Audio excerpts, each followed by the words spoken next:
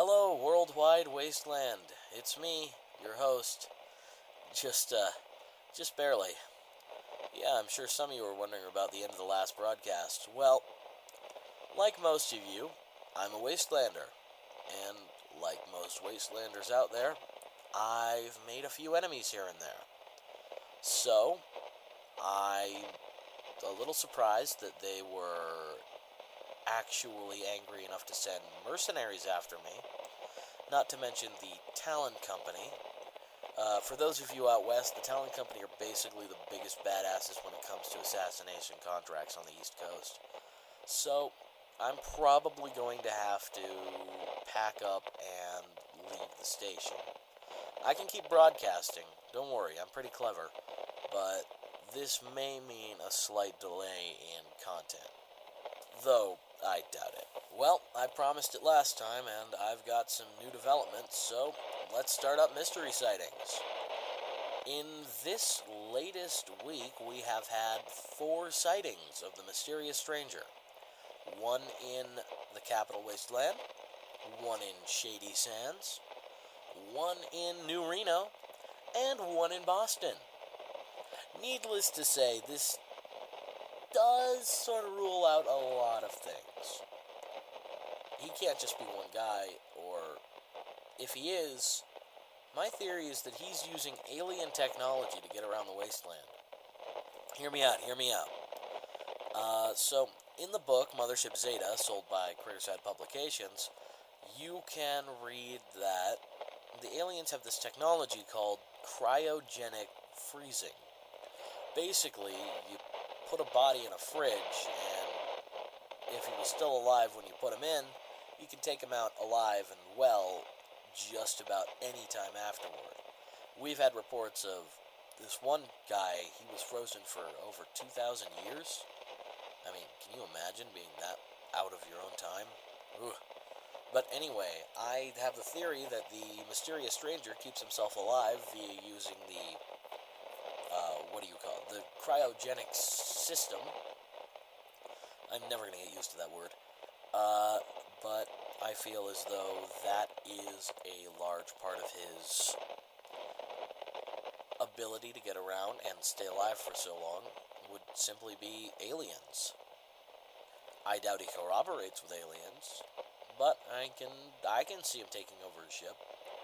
I mean, if a small group of wasters could manage it, why couldn't this guy, who is clearly a dead-eye shot?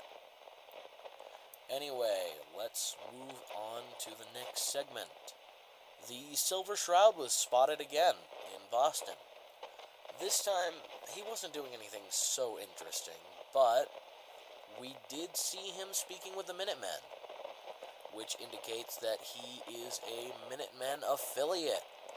This could mean that he is definitely, maybe, certainly, almost definitely kind of good, but for now, I'd still recommend keeping a distance. Report anything.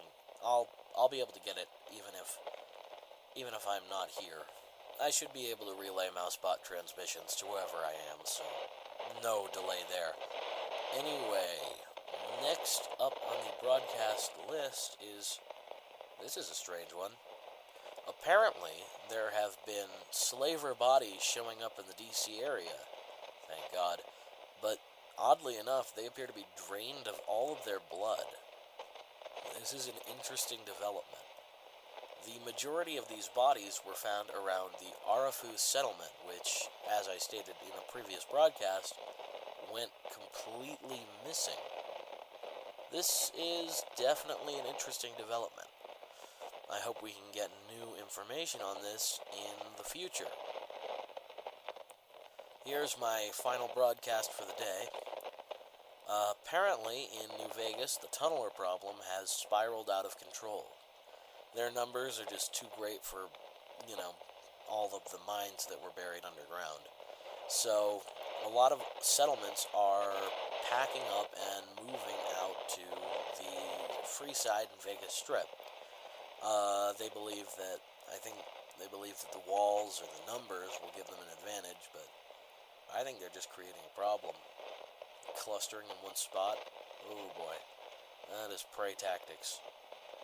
Still, if all goes well, we should have news on that in the next broadcast. If it doesn't, we'll still have news. Anyway, like I said, I have got to pack up and head out. I'll be leaving the station on broadcast mode, so just keep tuned in. I will broadcast when I can, and hopefully being out of the Wasteland will give me some new insights. See you next time, if there is a next time.